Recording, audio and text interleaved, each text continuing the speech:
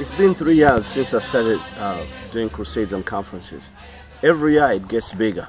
And what motivated me was the people that I saw in different places where we went, where the gospel had not been preached. We found pastors overloaded, one church pastoring a lot of people. So what we did, we started training pastors so they can go back and train other leaders so they can begin to pastor the people that come to the Lord. Abraham was 100 years old. Sarah was 90. How can a 90-year-old woman give birth to a baby? Have you seen a 90-year-old woman? How did her body adjust to hold a baby?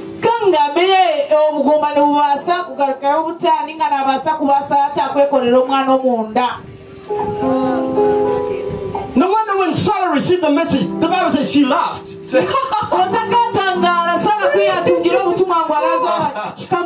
God, you're just amazing. I'm 80 years old. There's no way I can have a baby.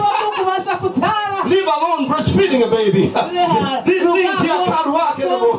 There's no life.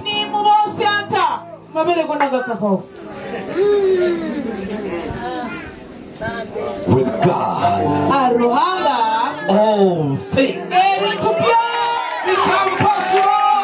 I don't know what impossibilities you came with today, but I'm here to tell you that what is impossible today is going to come possible in Jesus' name.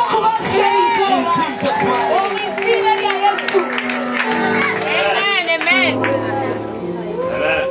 What touched me most when I first started doing crusades and conferences was the multitudes of people that came to our crusades and conferences. People would walk miles and miles to come to hear the gospel. That touched me. I remember the first time I cried. I couldn't believe how many people wanted to hear the message of the kingdom. And they had walked miles. Some of them were spending times at stadiums or places where we were holding meetings because they wanted to hear. They didn't have transportation. They didn't have cars. They couldn't commute back and forth. So they stayed at stadiums or places where we were for 7 days with no food. We don't feed people food. That really touched my heart. And I said, I think Jesus was right, because he said, the harvest is plentiful. Pray that the Lord of the harvest will send people. And I believe the harvest is plentiful, and this is our time.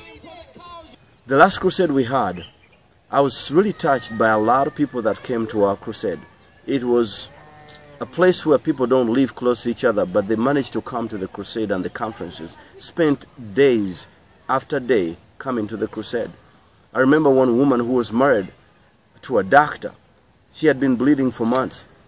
And because there was nothing they could do for her, she kept on bleeding. She kept on bleeding. When she came to the crusade, she had to stay at the end of the crusade.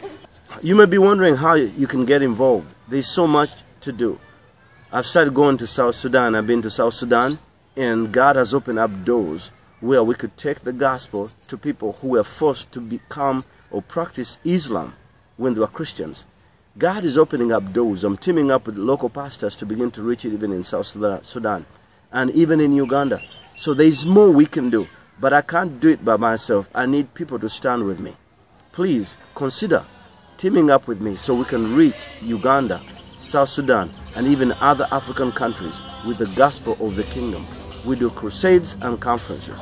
For more information, please check out the information right after this recording that will give you more information of what we do and how you can become a partner with Drake Bulwer Ministries.